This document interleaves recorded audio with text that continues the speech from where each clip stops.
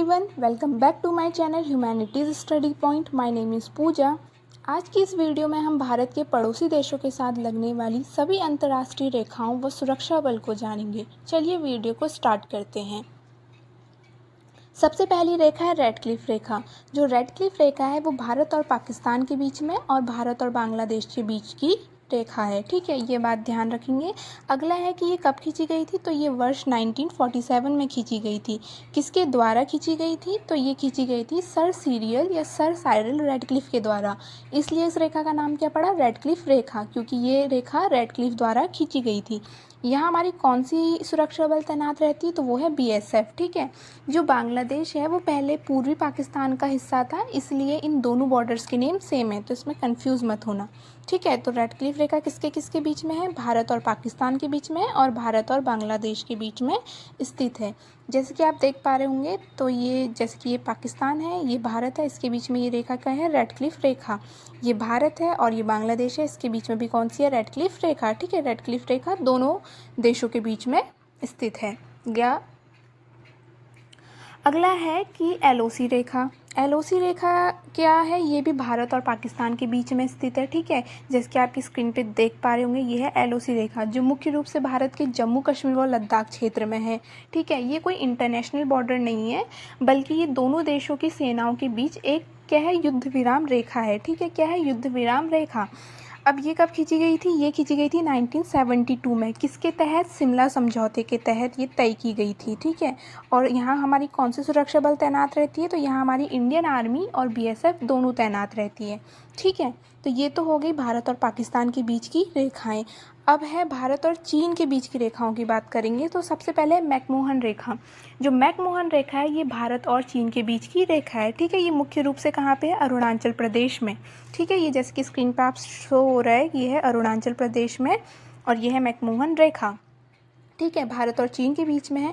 ये इसे क्या खींचा गया था, 1914 में ये खींची गई थी और ये भी शिमला सम्मेलन के तहत ही तय की गई थी। ठीक है, लेकिन एक बात और कि इसे चीन जो है इसे मानने से इनकार करता है। हाँ, ये चीन इसे मानने से इनकार करता है। और यहाँ पे हमारी कौन सी सुरक्षा बल तैनात है, वो है Indian army. Indian army plus एक और है, वो है भारत तिब्बत सीमा पुलिस भी यहाँ तैनात रहती है। ठीक है, एक बात ये भी ध्यान रखना। अब दूसरी है LAC रेखा। LAC रेखा को किस नाम से जानते हैं, लाइन ऑफ एक्चुअल कंट्रोल के नाम से जानते हैं, मतलब वास्तविक नियंत्रण रेखा। ये भी भारत और चीन के बीच में है। ठीक है, ये जैसे कि आप स्क्रीन पे देख पा रहे होंगे, ये है LAC रेखा। ठीक है, भारत और चीन के बीच में है ये रेखा जो है वो भारत और चीन के बीच की एक वास्तविक नियंत्रण रेखा है। यहाँ अक्सर दोनों सेनाओं के बीच तनाव रहता है। ठीक है, ये बात ध्यान रखना कि यहाँ अक्सर दोनों सेनाओं के बीच तैनात रहता है। अब यहाँ कौन कौन सी आर्मी रहती है, तो यहाँ हमारी Indian army plus Bharat Tibbat Seema police दोनों तैनात रहती है यहाँ भी। ठीक है, ये दोनों रेखाएं किसके बीच की है, भारत और चीन के बीच की। अब अगली रेखा जो है वो है डूरंड रेखा। डूरंड रेखा किसके बीच में है, ये है भारत और अफ़गानिस्तान के बीच में। ठीक, भारत और अफ़गानिस्तान के बीच में है और ये किसके द्वारा खींची गई थी, ये सर मॉन्टिमर डूरंड के द्वारा खींची गई थी, 1893 में खींची गई थी। ये भारत की सबसे छोटी सीमा रेखा है। ये बात भी ध्यान रखना कि ये भारत की सबसे छोटी सीमा रेखा है, केवल 106 किलोमीटर की। कितनी, 106 किलोमीटर की।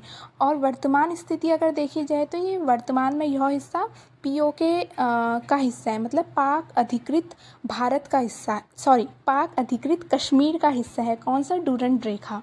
ठीक है, अब दूसरी है जीरो लाइन रेखा। जो जीरो लाइन रेखा है वो भारत के मुख्य रूप से त्रिपुरा राज्य और बांग्लादेश के मध्य है। किसके बीच में है, ये है त्रिपुरा और ये है बांग्लादेश के मध्य कौन सी है, जीरो लाइन रेखा। ठीक है, एक बात और ध्यान रखना कि जो त्रिपुरा है वो जो त्रिपुरा राज्य है, ये बांग्लादेश से तीनों तरफ से घिरा हुआ है। ठीक है, और यहाँ कौन सी सुरक्षा बल तैनात रहती है, तो यहाँ रहते हैं BSF, सीमा सुरक्षा बल तैनात रहती है। ठीक, जिसकी ये डूरंड रेखा है भारत और पाकिस्तान के बीच में और यह हिस्सा वर्तमान में POK पाक अधिकृत कश्मीर में है। और ये जो जीरो लाइन रेखा है ये भारत के त्रिपुरा और बांग्लादेश के बीच में स्थित रेखा है। अगली रेखा की बात करें तो ये है इंडो म्यांमार बैरियर। ये भारत और म्यांमार के बीच में स्थित है और ये यहाँ मुख्य रूप से असम राइफल्स रहती है। असम राइफल्स की एक खास बात ये है कि ये भारत की सबसे पुरानी पैरामिलिट्री फोर्स है। ठीक है, ये है म्यांमार और यह है भारत। ठीक है, ये भारत के बीच की रेखा है। अब अगला है खुली रेखा या खुली सीमा। ठीक है, जिसे ओपन बॉर्डर भी कहते हैं।